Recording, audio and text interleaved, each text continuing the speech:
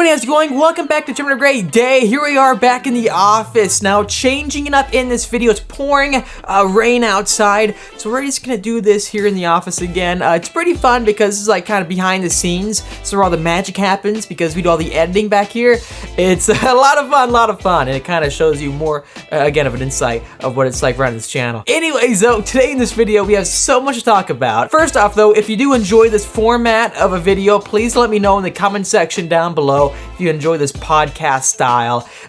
First time really testing it out. This is going to be similar to our other types of news or update videos, but again, we're going to be in the office for it, so let's have some fun. Anyways, though, if you can see way back there, that red huge thing, that is a spoiler from our old C8 Corvette, our torch red one. As many of you know, when you buy that car and you also opt for the high wing spoiler, they actually pull off the low wing, and then you get to keep that, I guess, and then they install the red one. That is the exact same rear spoiler that I got on the car from the museum delivery, drove all the way from Kentucky to California, and then I changed it in California before our first track day. Anyways, it's a good prop in the background. Kind of brings back a lot of memorberries. If you know what I'm talking about. Hey, remember Bionic Man? Oh, I remember. I loved Bionic Man. This video is gonna be all about the end of the V8. So many people have been reaching out to me telling me, Austin, dude, have you seen the news about Dodge discontinuing the Hemis after this next year of production? That is, we're starting to see less and less V8 powered sports cars here in America. We first saw this huge jump with Mustang, right? We had the Mustang Mach-E. No! God, please, no! No! I still don't consider that a Ford Mustang. I don't know, but please let me know. Do you consider the Ford Mustang Mach-E a Ford Mustang? It's an SUV. It's a four-door, huge SUV. It's not a Mustang. Mustang is a pony car, but that's just my opinion. So please don't go off on me. That is what I think about it. But to the point, though, driving the Mach-E, it's a pretty unique car. I didn't personally like it, but it shows us the direction that Ford is going. Now, does this feel like a Mustang? Let's find out. Whoa, I didn't really do anything. It picked up and went, but there's not much going on. And with the S650 Mustang coming out, not this year, right? But we're expecting the reveal sometime very soon, maybe 2023. And the word of mouth that I've been getting from like people in the know, they're saying how Ford's gonna have a prominent focus on the 6-cylinder engines, and then also the possibilities of hybridization. That is including electrification into the powertrain. If we did see that, I think it would be very impressive, but I certainly don't want to see the end of the big, powerful, all-motor vehicles, right? Like V8-powered Hemi Challengers and Chargers. But after this next upcoming year, even Dodge said it. The way the industry is going, and then also the increasing regulations, it's hard for a huge manufacturer to make these vehicles that consume a lot of gas. Even though us as an audience will pay for it nonstop and keep buying all the cars, it's not something that is feasible for them if they want to compete against Tesla and all these new emerging EV car companies. Especially GM, we're seeing this very much because the Hummer, which was a gas-powered, military-inspired Humvee vehicle, and through each generation, they've always been powered by 6+ liter V8s, right? Naturally aspirated. Then the latest one is, no, we're making a statement. We're done with that. We're done with the V8s. This is the future electric. And speaking of the Hummer EV, I placed a deposit on that car, and I haven't heard anything back. It's been like a year and a half, and I gave them $100. I gotta get my refund back. They're not calling me. And plus, the more thing about it, after driving the Plaid, I would much rather get a Plaid than a Hummer EV. The trend is, from the major American car manufacturers, they're pushing towards trying to compete against Tesla, because even into the Mach-E, that display inside is like a gigantic tablet, and they're trying to make it more fun and exciting by having a driving mode called Unbridled, which is a play on words that is just so cool. You get what I'm trying to say? the next gen of things is totally different than what us car enthusiasts are really into. I don't know about you, but in my honest opinion, when I'm looking at these vehicles, these electric cars, one thing that really turns me off is that I look at a Tesla, right? And you can get an extremely fast one that goes down the quarter mile in 9 seconds or faster, but it's not cool.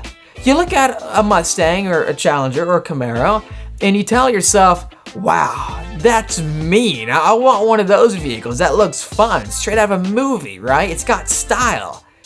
All the Teslas look the exact same to me. I don't know what's what except for a badge in the back. Obviously, there's more cues here and there with the plaid because it's a bit wider and it's got cooler accents here and there. Essentially, it looks the same though. And that is a major gripe I have, because you look at relatively any of these new EV performance cars that are out, like the Mach-E GT, that doesn't look exciting. Would you want to drive that? These new EV cars coming out, the companies making them, they know their target audience. They're designing their vehicles to get someone from point A to point B as efficiently as possible. I mean, that's really it. Yes, you can play video games in your car, but I personally don't buy a car to play video games in. I buy it to get away from this world of having a screen and being in the moment, driving somewhere, having fun. No matter how fast the Plaid is, that's not its focus.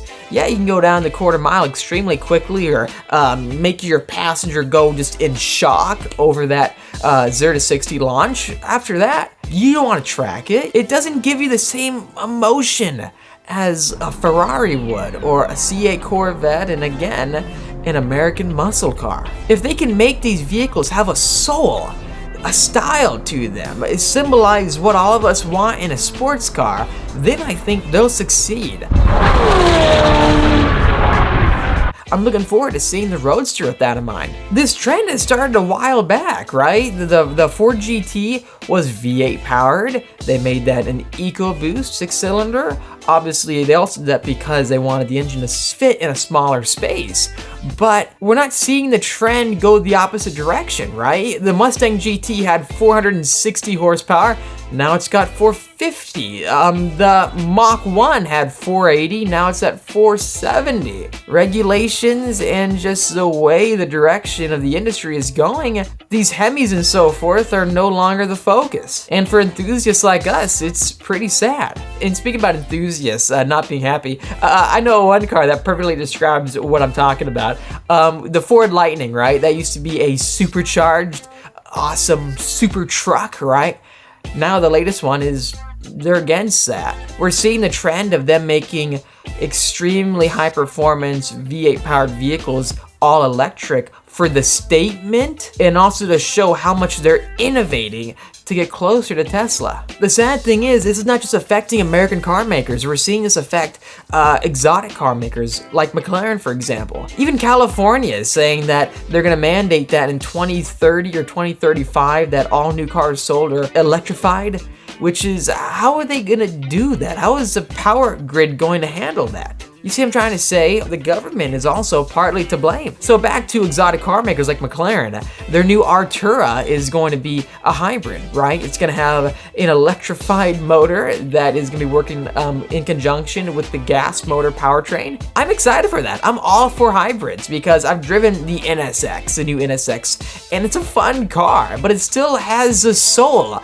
of being gas powered. It makes sound, it's engaging, shifting the gears. Again, I'm all for hybrids, but jumping into an EV right now, I just don't see it really having enough for me. Please let me know though, what do you think in the comment section down below? Also, if you are enjoying this video, make sure to smash that like button, it really does help me out, and subscribe for much more great videos coming out your way. Do you think that the new S650 Mustang will discontinue the V8? Because I have sources telling me that's going to be true. And if that's going to be true, what are we going to see for like the next generation S650 GT350 or GT350R, GT500, right? I don't know. Yeah, the new E-Ray is going to be cool, but would you take it over a Z06? On one side of things, on one hand, you have a flat plane crank engine screaming past 8,000 RPM, close to 9,000 RPM.